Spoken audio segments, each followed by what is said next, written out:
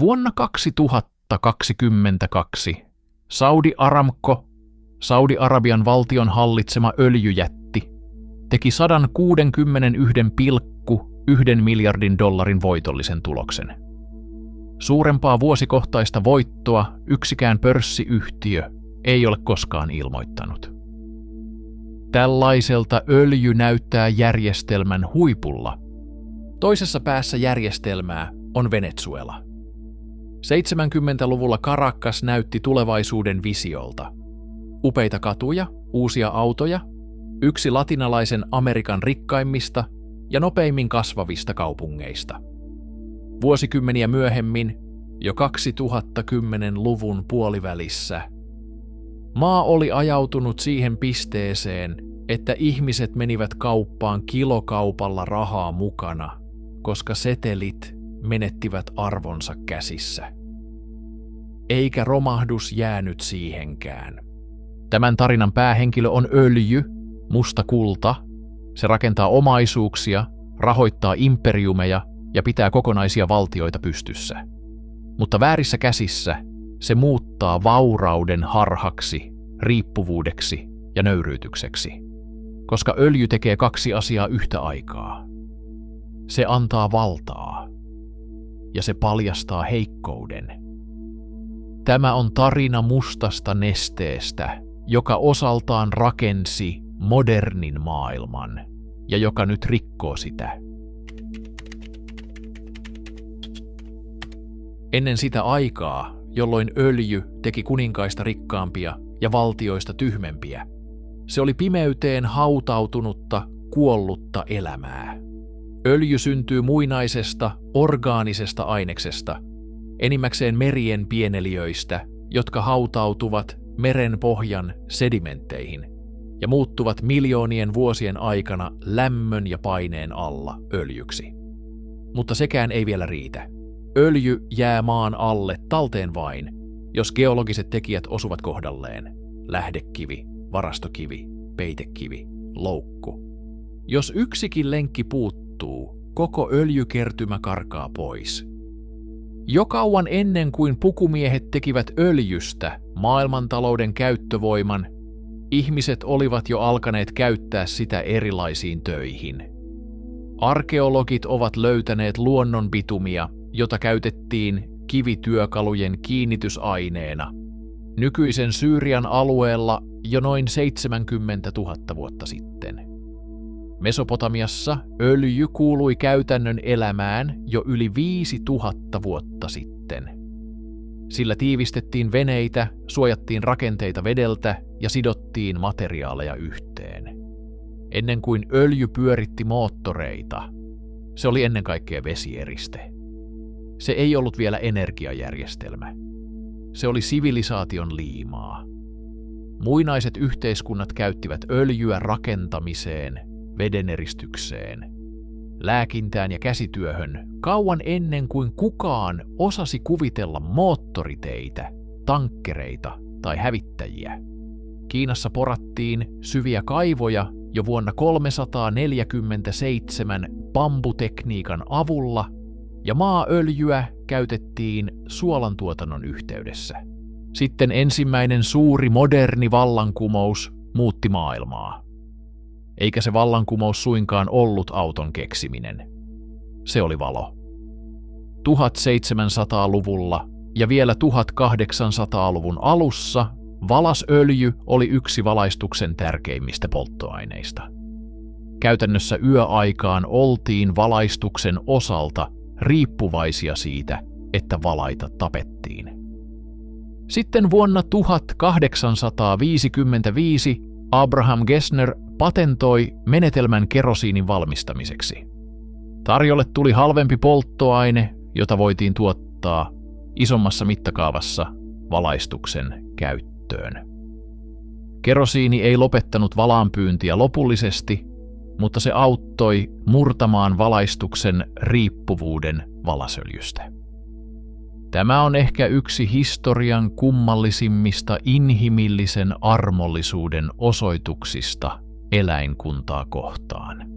Historian ensimmäinen öljykaivos avattiin Galitsiassa, Etelä-Puolassa, vuonna 1854, kun Ignasi Lukasiewicz kumppaneineen aloitti kaupallisen öljytuotannon.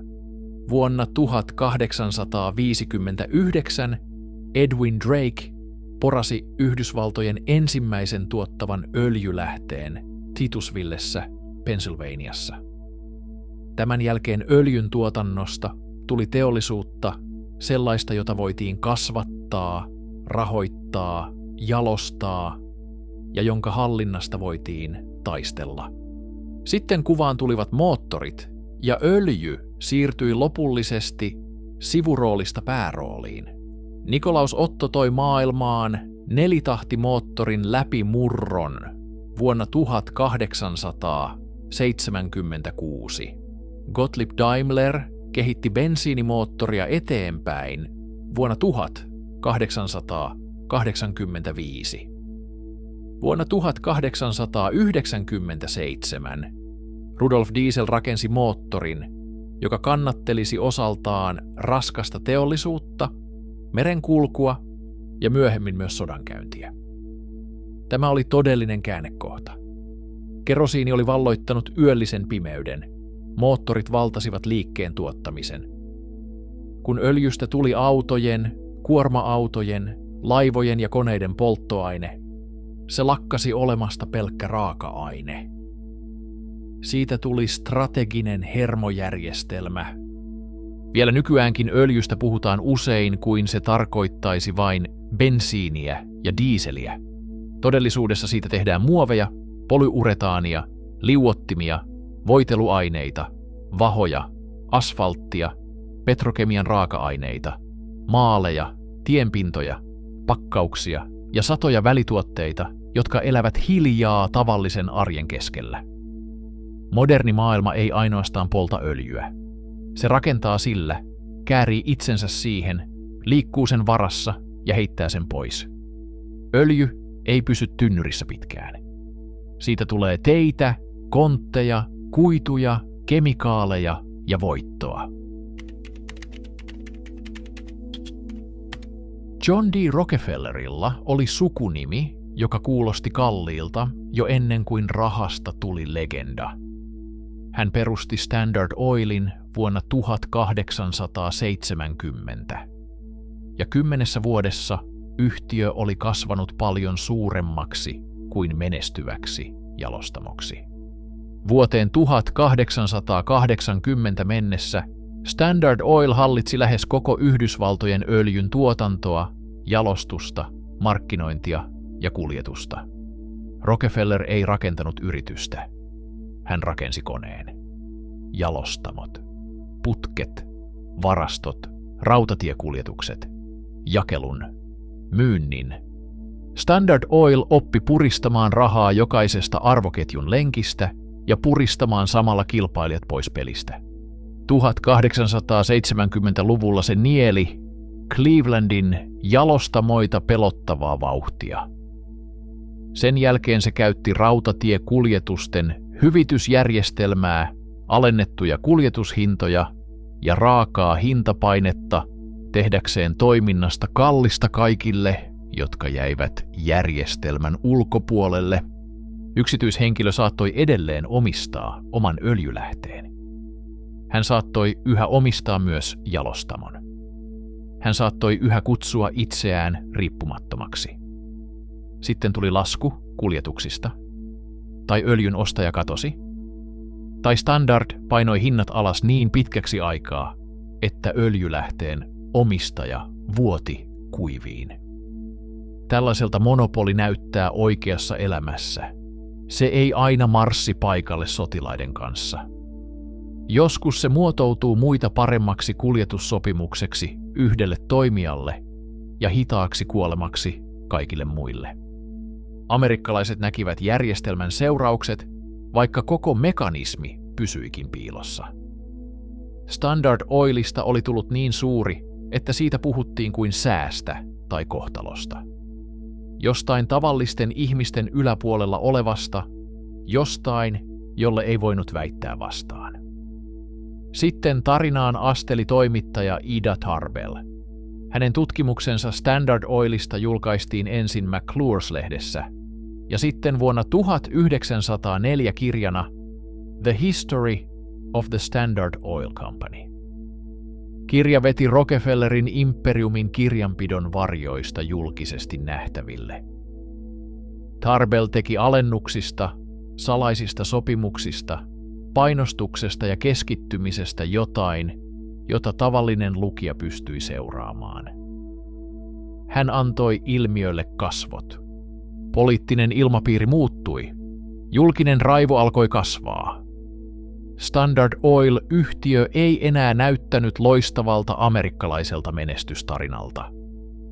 Se näytti keskitetyltä vallalta, jonka julkisivu oli kiillotettu ja joka kantoi veistä selkänsä takana. Liittovaltio alkoi tehdä liikkeitä asian suhteen. 15. toukokuuta 1911 Yhdysvaltain korkein oikeus katsoi, että Standard Oil oli rikkonut Shermanin kilpailulakia.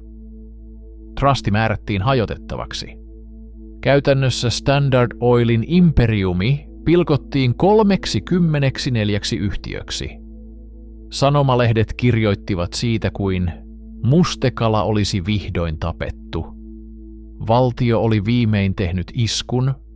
Isku osui, mutta se ei tappanut systeemiä. Järjestelmän kuori hajosi. Toimintalogiikka jäi eloon. Rockefeller oli jo näyttänyt, millaiseksi moderni öljybisnes halusi tulla.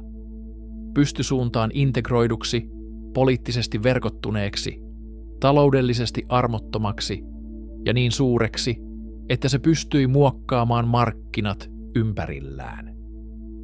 Standard Oilin perilliset kulkivat läpi koko vuosisadan, ja vanhan trustin toimintamalli levisi paljon laajemmalle kuin yhteen yhtiöön. Nimet vaihtuivat. Nälkä ei kadonnut. 1900-luvun puoliväliin mennessä kärkijoukolle oli jo muodostunut vakaa nimilista. Sitä alettiin kutsua 7 sisareksi. Royal Dutch Shell, Anglo-Iranian Oil Company, myöhemmin BP, Gulf Oil, Texaco, Standard Oil of New Jersey, myöhemmin Exxon, Standard Oil of New York, myöhemmin Mobil, sekä Standard Oil of California, myöhemmin Chevron.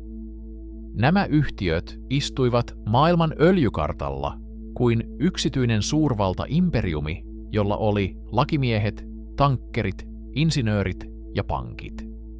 Tässä kohtaa tarina lakkaa olemasta amerikkalainen. Tästä eteenpäin se on imperialistinen.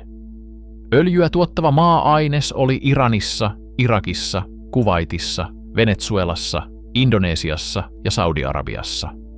Sopimukset, kuljetukset, tekniikka, jalostusjärjestelmä, markkinoille pääsy ja suuri osa lopullisesta vallasta sijaitsivat muualla. Öljy nousi paikallisesta maaperästä. Komentorakenne eli elämäänsä ulkomailla. Paikallisille hallitsijoille jäi usein rojaltit, seremoniat ja jatkuvasti kapeneva neuvotteluvoima. Saudi-Arabia on yksi helpoimmista esimerkeistä. Vuonna 1933 Saudi-Arabian kuningaskunta myönsi öljynetsintäoikeudet Standard Oil of Californialle. Kaupallinen tuotanto alkoi vuonna 1938. Sitten koneisto meni yhä syvemmälle. Vuonna 1948 löydettiin Gavarin kenttä, suurin koskaan löydetty tavanomainen öljykenttä. Saudi-öljystä oli tulossa yksi modernin maailman kulmakivistä, mutta sen rakenne oli paalutettu ulkomaisen toimiluvan, pääoman ja teknisen kontrollin varaan. Öljy oli Saudi-Arabian maaperässä. Sen ympärille rakennettu järjestelmä oli muotoiltu ja rakennettu kokoon Yhdysvalloissa. Tämä järjestely teki teollisista, suurvalloista rikkaampia ja vahvempia. Samalla se kylvi tuottajamaihin pitkäikäisen vihan siemenet. Jos öljy on meidän, miksi valta on heillä? Tämä on haava, joka avautui pinnan alle öljyn aikakaudella. Vuonna 1951 öljy lakkasi olemasta pelkkä toimilupa. Siitä tuli valtakysymys. Iranin pääministeri Mohammad Mossadegh kävi Anglo-Iranian Oil Companyn kimppuun ja kansallisti maan öljyteollisuuden. Teheranissa sitä pidettiin oikeuden palautuksena. Iran otti takaisin rikkauden, joka oli sen omassa maaperässä. Lontoossa kaikki näytti joltain paljon vaarallisemmalta, ennakkotapaukselta. Jos Iran voisi repiä vanhan öljyjärjestyksen auki ja selvitä siitä hengissä, muut maat voisivat yrittää samaa. Kiista sopimuksista muuttui kiistaksi suvereniteetista. Britannia vastasi kiistaan painostuksella. Se asetti taloussaarron, vei riidan kansainvälisiin päätöksentekopöytiin ja nojasi juuri niihin käytännön rakenteisiin, jotka tekivät öljystä rahan arvoista. Insinööreihin, tankkereihin, vakuutuksiin, markkinoihin ja siihen, että päästiin käsiksi käteiseen rahaan. Abadanista, yhdestä maailman suurista jalostamokeskuksista, tuli näkyvä haava. Iranilla oli öljyä, mutta öljyn omistaminen ei ollut sama asia kuin sen myyminen. Kaivot ja putket merkitsivät vähemmän, kun kuljetuslaivat pysähtyivät ja tulot kuivuivat. Vuoteen 1952 mennessä Iranin tuotanto oli romahtanut. Vuonna 1950 se oli ollut 664 000 tynnyriä päivässä. Nyt enää noin 20 000. Tältä näytti eristäminen. Sitten tuli elokuu vuonna 1953. Mossadegh kaadettiin vallankaappauksessa, jota Yhdysvallat ja Britannia tukivat. Shahi Mohammad Reza Pahlavi palasi valtaan. Kansallistaminen säilyi nimellisesti, mutta agendan sisältö muuttui. Iran oli yrittänyt ottaa öljynsä hallintaan yksin, se murrettiin julkisesti. Vuoden 1954 jälkeen lännen johtama konsortio palasi takaisin Iranin öljyteollisuuden rakenteeseen. Viesti jokaiselle tuottajavaltiolle oli kylmä ja selvä.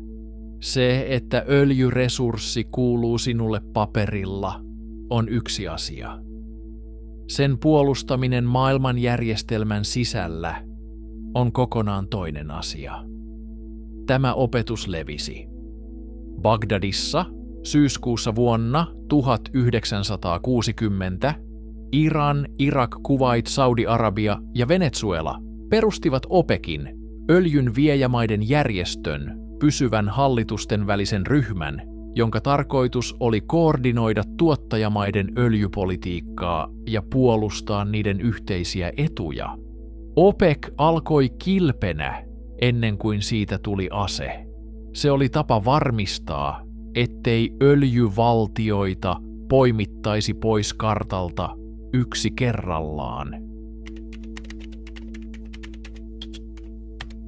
Lokakuussa 1973 öljyase lakkasi olemasta diplomaattinen uhka. Siitä tuli arkinen tosiasia. Jom Kippur, sodan jälkeen, arabialueen vientimaat asettivat vientikielon maille, joiden ne katsoivat tukevan Israelia, ja öljyn hinta ensin kaksinkertaistui, sitten nelinkertaistui. Asia ei jäänyt pitkäksi aikaa ministeriöiden pöydille, vaan siirtyi arkeen. Se alkoi näkyä huoltoaseman bensapumpulla, kauppiaan toimituskustannuksissa ja perheen lämmityslaskussa, joka alkoi yhtäkkiä näyttää poliittiselta kannanotolta. Rikkaalle maailmalle tämä oli vuosi, jolloin mukavan elämän riippuvuus öljystä tuli näkyväksi. Koneisto oli edelleen olemassa, mutta varmuus polttoaineen saatavuudesta oli poissa. Yhdysvalloissa shokki näkyi jonoina. Huoltoasemien autojonot seisoivat korttelikaupalla. Joissakin osavaltioissa otettiin käyttöön parillisiin ja parittomiin rekisterikilpiin perustuva säännöstely. New Jerseyssä bensiiniä sai ostaa vain tiettyinä päivinä. Jos tankki oli jo puolillaan, lisämyynti saatettiin evätä. Bensa-asemien ulkopuolella liehui lippujärjestelmä. Vihreä lippu tarkoitti, että polttoainetta oli saatavilla. Keltainen lippu rajoitettua myyntiä ja punainen tyhjää. Punainen lippu Exxonin asemalla Gloucesterissa päätti kiistan selvemmin kuin yksikään puhe Washingtonista. Marraskuussa 1973 presidentti Richard Nixon pyysi kuvernöörejä laskemaan nopeusrajoitukset 50 mailiin tunnissa säästääkseen yli 200 000 tynnyriä polttoainetta päivässä. Tammikuussa 1974 liittovaltio sääti koko maahan 55 mailin tuntinopeusrajoituksen. Moottoritiestä itsestään tuli säännöstelyn väline. Länsi-Eurooppa näytti rikkaalta ja modernilta, kunnes tiet hiljenivät. Alankomaissa ensimmäinen autoton sunnuntai alkoi 4. marraskuuta 1973. Yksityisautoilu kiellettiin sunnuntaisin viikkojen ajaksi ja tiet muuttuivat lähes absurdiksi näyksi. Tyhjiä moottoriteitä, polkupyöriä siellä, missä moottorit tavallisesti ulvoivat, jopa piknikkejä asfaltilla. Alankomaiden kansallisarkisto päätti säilyttää kuvat tältä ajalta, koska shokki oli visuaalinen ennen kuin siitä tuli teoriaa. Länsi-Saksassa hallitus määräsi 4 autotonta sunnuntaita 25. marraskuuta alkaen ja lisäsi hätätoimiin myös nopeusrajoituksia. Myös Sveitsi määräsi kriisin aikana autottomia sunnuntaita. Varakkaat teolliset yhteiskunnat joutuivat toteamaan, että mahdollisuus liikkumiseen voitiin ottaa niiltä pois. Tämä oli vuoden 1973 todellinen nöyryytys. Vahinko oli paljon hintojen nousua suurempi. Se oli äkillinen todiste siitä, että myös teollisella mahdilla oli oma akilleen kantapäänsä.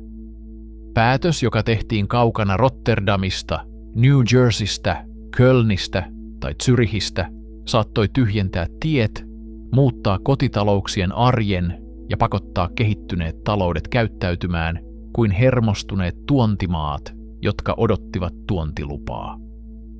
Öljyntuottajamaat olivat aina olleet tärkeitä.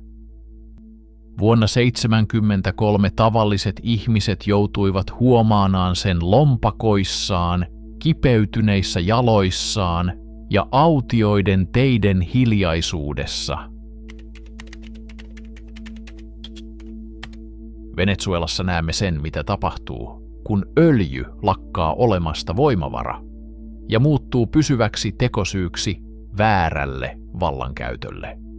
1970-luvulla maa tuotti öljyä parhaimmillaan 3,5 miljoonaa barrelia päivässä, yli 7% koko maailman tuotannosta.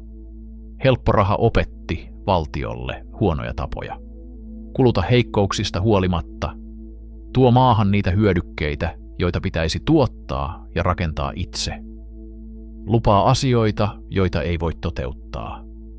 Odota, että seuraava nousu tulee kyllä. Jonkin aikaa harha näytti menestykseltä. Caracas kimalteli loistossaan. Laskut maksettiin. Loiston alla oleva talouden, hallinnon ja vallankäytön rakenne jäi kuitenkin pehmeäksi. Sitten hinta kääntyi maksettavaksi. Vuosien huono hallinto, investointien laiminlyönti, korruptio ja myöhemmin pakotteet painoivat tuotannon vuonna 2025 noin 1,1 miljoonaan barreliin päivässä. Maracaibonjärvellä Reutersin toimittajat näkivät ylivuotavia öljysäiliöitä, hylättyjä öljykenttiä, mustuneita rantaviivoja ja pitkiä ajoneuvojonoja varastoterminaalien vieressä odottamassa bensiiniä. Cabimasissa kalastajat näkivät saaliidensa romahtavan öljysaasteen alle. Maasta, joka omistaa osan maailman suurimmista öljyvarannoista, tuli maa, jolta oli loppumassa polttoaine, käteinen ja kyky pitää yllä omaa järjestelmäänsä. YK:n pakolaisjärjestön mukaan lähes 7,9 miljoonaa venezuelalaista on lähtenyt maasta. Tältä vallan ja rahan käytön vääristymä näyttää, kun se on viety loppuun asti. Norja näki saman vaaran ja otti sen kontrolliinsa. Suuri kasvu alkoi Ekofiskin myötä. Se on Pohjanmereltä vuonna 1969 löydetty öljykenttä, jonka tuotanto alkoi vuonna 1971. Ennen öljytuloja Norja ei ollut luonnostaan helppo maa, joka vain odotti rikastumistaan. Se oli pieni pohjoinen valtio, jonka maatalouden liikkumavara oli hyvin niukka. Vain 3% maan pinta-alasta on viljeltävää, ja siitäkin vain 30% sopii ruokaviljalle. Kylmä ilmasto, vaikea maasto ja hyvän maan puute opettivat pidättyvyyttä jo kauan ennen öljyä. Ekofiskilla miehet, jotka olivat kasvaneet kalastajakaupungeissa, lensivät yhtäkkiä teräslautoille Pohjanmerelle, tekivät 2 viikkoa töitä, olivat 4 viikkoa vapaalla, ansaitsivat palkkoja, joita heidän isänsä eivät olleet koskaan nähneet, ja veivät ne rahat takaisin pieniin rannikkokyliinsä, jotka olivat eläneet sukupolvien ajan ilmaston ehdoilla. Pidättyväinen ajattelutapa sai konkreettisen muodon öljyrahastossa. Statens pensionsfond Utland rakennettiin suojaamaan kansallista taloutta öljytulojen heilahteluilta ja säilyttämään varallisuutta nykyisille ja tuleville sukupolville. Rahasto on sijoitettu kokonaan ulkomaille, jotta kotimaan talous ei ylikuumenisi. Mutta Norja ei ainoastaan laittanut rahoja talteen tulevan varalle ja ihastellut sitten omaa hyveellisyyttään. Se myös käytti öljyä osaamisen rakentamiseen omassa maassa. Norjan valtio perusti vuonna 1972 Statoilin ja Norjan öljyviraston. Samaan aikaan telakat, varustamot, seismologiaan keskittyneet yhtiöt, suunnittelutoimistot ja tutkimusyhteisöt kasvoivat teollisuuden ympärille. Vuoden 2025 loppuun mennessä öljyrahaston arvo on noussut huimasti. Se on nyt 21 268 miljardia kruunua, eli noin 1,8 biljoonaa euroa. Tällainen on Norjan toteuttama malli lyhyesti kerrottuna. Venezuela käytti öljyä siihen, että nykyhetki näyttäisi rikkaammalta kuin se todellisuudessa olikaan. Norja käytti öljyä siihen, ettei nykyhetken kulutus söisi tulevaisuutta. Norja käsitteli öljytuloja kuin varastoitua aikaa. Neuvostoliiton loppuvuosina öljy oli yksi niistä kannatinpalkeista, jotka pitivät koko neuvostojärjestelmän katon pystyssä. Vuonna 1982 maa tuotti öljyä noin 12,25 miljoonaa barrelia päivässä, ja öljyvienti toi valtiolle kovaa valuuttaa. Sitten tuli vuosi 1986, jolloin öljyn hinta romahti noin $12 barrelilta. Valtiolle, joka oli jo valmiiksi jäykkä, väsynyt ja ylikuormitettu, isku oli kova. Moskova oppi, että öljyvaltiota voi kuristaa öljybarrelin avulla. 90-luvun kovien vuosien jälkeen öljy auttoi Venäjää tuntemaan itsensä jälleen oikeaksi valtioksi. 2000-luvulla tulot ja kulutus nousivat niin rajusti, että köyhyysaste putosi 35% vuonna 2001 10% vuonna 2010. Samaan aikaan keskiluokka kasvoi 30% 60% koko väestöstä. Reuters kirjoitti vuonna 2008, että työntekijät hiilikaivoksista kulmahuoneisiin halusivat tulla palkituiksi sen mukaisesti. Tällainen oli öljybuumi yksittäisen ihmisen mittakaavassa. Kunnon palkkoja, vakautta ja tunne siitä, että 90-luvun nöyryytys oli viimein alkanut väistyä. Sitten vuonna 2022 Venäjä hyökkäsi Ukrainaan, ja öljystä tuli sodan rahoitusväline koko maailman silmien edessä. Länsi yritti pitää venäläisen öljyn liikkeessä, koska kukaan ei halunnut globaalia hintashokkia, mutta samalla haluttiin leikata öljystä syntyvää rahavirtaa. Niinpä öljykauppa mutatoitui. Öljylastit alkoivat kulkea sadoilla ikääntyvillä tankkereilla, joiden omistajat olivat hämäriä, vakuutukset heikkoja tai keksittyjä, liput vaihtuivat ja laivasta laivaan siirtoja tehtiin kaukana vanhasta normaalista merikaupan tavasta. Tammikuussa 2026 Ranskan laivasto pysäytti tankkeri Grinchin sen jälkeen, kun alus oli lähtenyt Murmanskista ja kääntänyt kurssinsa kohti Marseille-Fosia. Epäilynä oli, että se toimi väärän lipun alla osana Venäjän varjolaivastoa. Maaliskuussa 2026 Belgia takavarikoi tankkeri Eteran havaittuaan sen purjehtivan väärän Guinean lipun alla, väärennetyillä asiakirjoilla ja 45 eri rikkomuksen rasittamana. Neuvostoliitto aikanaan tarkoitti käytännössä raskasta valtiorakennetta ja matalien barrel-hintojen haastetta. Nyky-Venäjällä vaiva on sama, mutta ratkaisu on monimutkaisempi. Hämäriä kauppiaita, kuoriyhtiöitä, vanhoja alusrunkoja, liikkumista sen maan lipulla, joka on helpoin, väärennettyjä todistuksia ja tarpeeksi kaikenlaista naamiointia, jotta öljy vain pysyisi liikkeessä. Vuonna 2026 maailma sai taas muistutuksen. Öljystä puhutaan mielellään ikään kuin se kuuluisi vanhaan aikaan ja olisi jotakin, mitä uudet järjestelmät ovat jo syrjäyttämässä.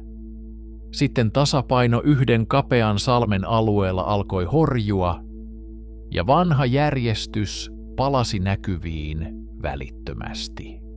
Hormusinsalmen läpi kulkee noin 20 miljoonaa tynnyriä öljyä päivässä sekä noin 1/5 maailman nesteytetyn maakaasun kaupasta. Kun sota iski Persianlahdelle ja liikenne Hormuzin kautta häiriintyi pahasti, tulevaisuus alkoi kuulostaa hyvin vanhalta. Häiriön seuraukset näkyivät heti. Öljyn hinta nousi maaliskuun alussa yli 8%. Kuljetuskustannukset nousivat ennätyskorkeiksi. Tankkerit hidastivat kulkuaan. Kuljetusreitit muuttuivat. Varauksia peruttiin. Yhtiöt alkoivat laskea riskiä reaaliajassa.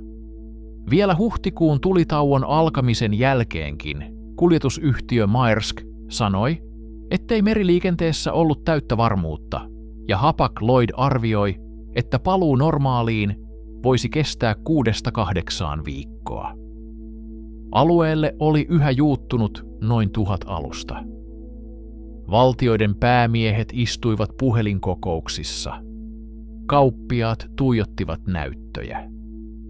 Varustamot laskivat altistumistaan. Kaikki muistivat yhtäkkiä, missä suuri osa maailman energiasta yhä kulkee.